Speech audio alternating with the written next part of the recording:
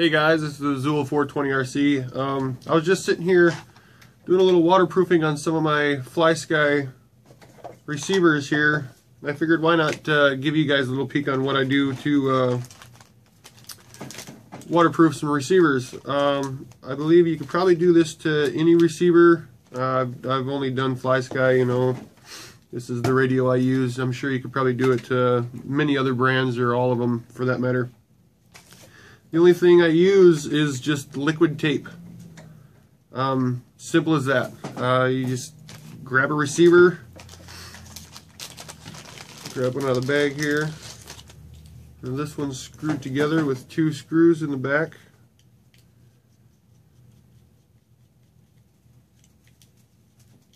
Take those loose. I just take the receiver out of the case, and it's just as easy as just swiping it on there. It's that simple. Just make sure you get it in all little nooks and crannies. You don't have to have it really doused in it. I mean, just a real thin coat will do, just as long as all the contacts are all covered up. Get in here around this area, make sure that's all covered. Over around the pins. And then you want to stick it down in here into the pin area, because water can get down in there. You want to make sure you get enough down in there.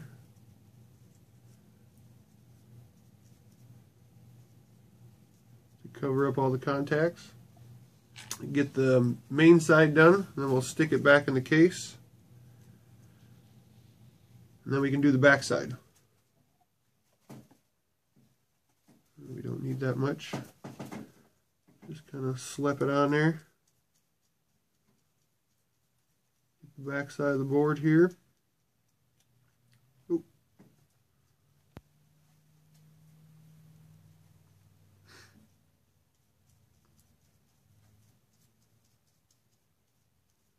So you don't need much. You can use other products too, but this is just what I've used in the past. And I mean, I've had some of my RCs completely submerged in water, and everything worked great. So this is just what I'm going to do for the rest of these receivers here. And then just screw it back together, the 2 little screws.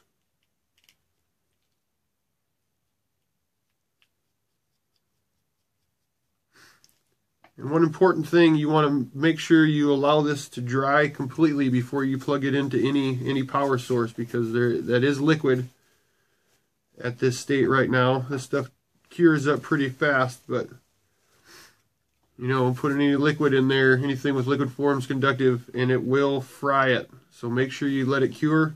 I usually let mine sit overnight. I'm sure a few hours would probably do it, but I let mine sit overnight anyway, just to make double sure.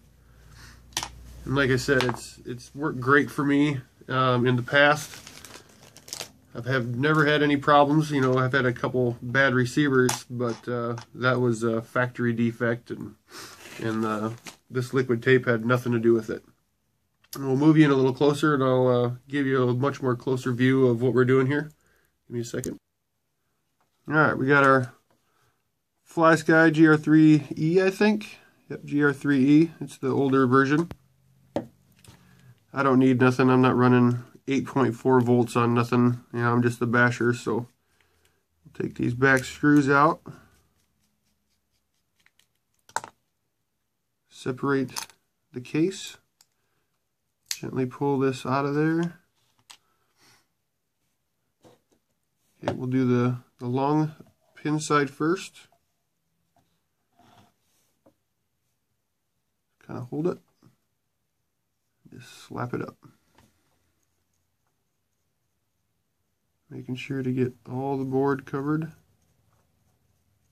They said you don't need to really coat it on there.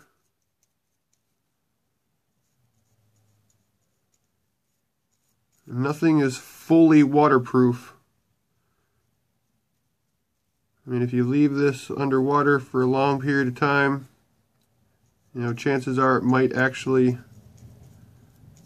seep into some maybe uncovered spots or something. And you could have a bad day after that. Get around the pins here and then get inside there. Make sure you get a good coating in between the pin boards.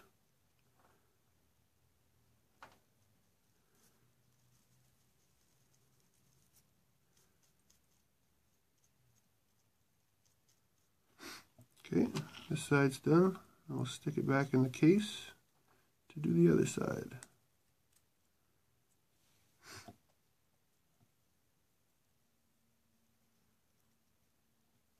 Now this stuff is relatively cheap. I think it was, I don't know, $4 or $5 at the local store for 4 ounces, and I've had this bottle for, I don't know, a little while anyway. I'll kind of show you what I do to some of my servos too. It doesn't completely waterproof them either, but kind of helps as a little barrier. Nice little coat on there. Grab the back. Stick it back on there. Screw it back together.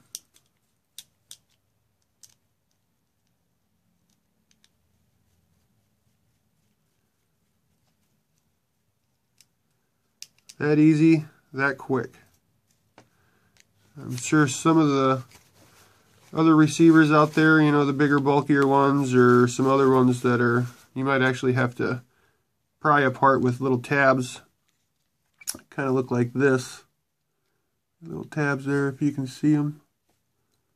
These little tabs, have to pry them apart, but luckily these have just a couple little screws in there. A few things I've done with some servos.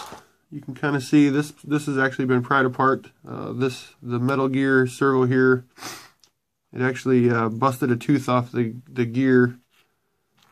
But all I did was just take some of this and go all the way around the seam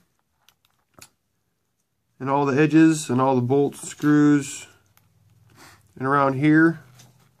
And then up here where the gear is, I actually just put some marine grease. I do boats too, so I just use some marine grease, and I coated it up with marine grease. You can put this around there too, and just cut it off around the gear, so it will just slide around it, and it shouldn't do any harm to it. These two I've had in the water. Like I said, not for like extended periods of time, you know. They've probably been underwater for, I don't know, a couple minutes maybe. And they came out still working good as the day I bought them.